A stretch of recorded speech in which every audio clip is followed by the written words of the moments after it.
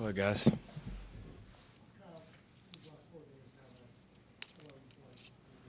think 10. No, you're right, 11.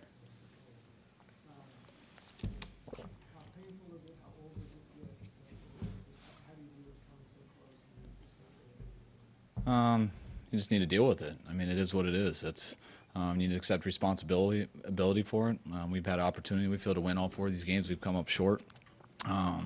As anything, as a head coach, it starts with me, but we had opportunities there, and we didn't get it done again. So saying the same things I said the last few weeks, but there's nothing you can do but go back to work and get better. And when you go through something like this, you're obviously facing a lot of adversity, but it's the time you get to find out really what our guys are made of, and what you get to really find out what your teammates are made of, and it's good to look in the mirror and find out who you really are too. How do you evaluate how Brian played today? By no means was he perfect, but I thought he did a solid job. I'll see on the tape, but I thought he played better than he did last week.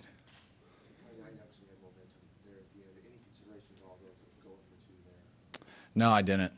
Something I always would consider, but I felt pretty good about letting that game play out.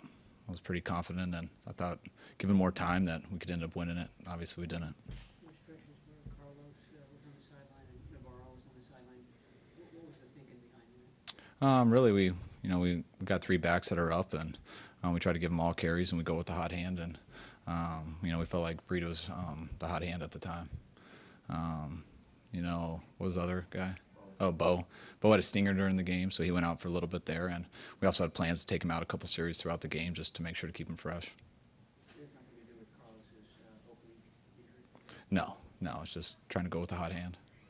You said you guys have been so close, but then it's disheartening. What do you give to the guys to just go, we're on the right track, don't get down and don't start to expect these kind of things? I think it's similar to what I said last week. I mean, it's different when you don't have a chance, and we all know we had a chance. I think you guys do too, so I don't have to sit there and say that. But I just said to the guys, I know how hard it is. We don't have to get over it tonight. We don't have to get over it tomorrow. It's going to take some time because you do put everything into it, and it hurts. But when those, we're going to have to go through and evaluate it all on tape tomorrow, which will hurt a lot more. But when those guys come back on Wednesday, it's back to work, and you got to take it as an opportunity because no matter how close you are, it's human nature to get down when it's like this, and that's why that's what I love about sports. I think it's an opportunity to really find out who you are and what you're made of, because I don't think it's for everyone, and not a lot of people can handle it, and I'm counting on the guys in our room to handle it, and it'll show a lot about the type of people we have. And you can look at negative things as you can look at negative things as a positive. No one wants to be in this situation, but are you going to get better or worse from it? And the guys who are going to be here are going to be the guys who rise to the occasion when facing adversity. Special teams have done really well up until this point. The two guys that collided down here, was that just miscommunication? Which one?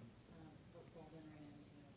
Oh yeah, I saw. Yeah, it looked like when a kick's short. You're talking about the kickoff return. When a kick's short, if it's too short, the guy's up blocking, they catch it. You got to decide it in the heat of battle, and you got to call a guy off. And I don't know exactly what happened. I didn't talk to him, but I did see that they both tried to catch it at the same time. So I'm sure Breida thought it was too short and didn't think Vic could get there, and I'm sure Breida didn't hear Vic trying to call him off. But I'll ask Hightower and the guys tomorrow.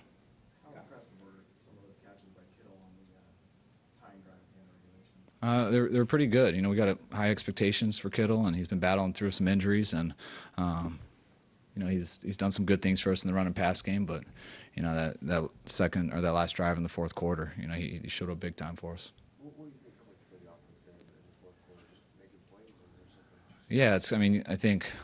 Yeah, I think you guys kind of asked me last week, but you gotta have success to get the confidence, and it was very frustrating throughout the game. We had a number of opportunities, and it only takes one weak link on a play out of 11, and I don't mean that in a negative way, but that's what I like, and that's also what's tough about football.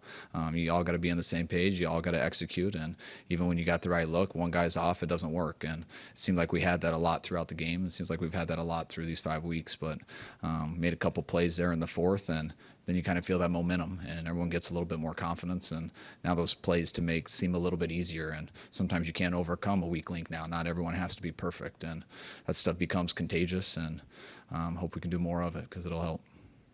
To piggyback off that question, what was specifically the difference that you could see in game, whether it be halftime adjustments, et cetera, between the first half offense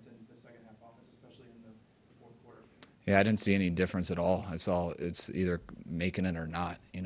We had a opportunity in the first quarter for a walking 80-yard touchdown, and those were off on one guy, and you miss it. And you have a couple third downs where you just miss a certain pickup, and you would have stayed on the field. Instead, it's 3 and out, so you don't know what will happen the rest of the drive. So we didn't change anything. There was no need to. It's you keep going at it, and when people are defending everything and stopping everything, you don't have any answers. That's when you got to really adjust. But thought we were able to stick with it, press through. The defense gave us a chance to stay in it. They gave us some time to where we could start clicking, and when we did, we made the plays to at least get us to overtime. Kyle, were you aware of the controversy with the vice president? Again today? No. Okay, he was here and he walked out and tweeted that because players were taking a knee and disrespecting the flag, and since it was your players, I'm just wondering if you have any comment on that. Again into a national debate. Yeah, maybe I will. Kind of throw me off here. I didn't even know he was at the game, so I don't know how many people kneeled or what. I didn't see that today, so I'm sure I'll find out more when I leave here, but I'll probably answer that better for you tomorrow.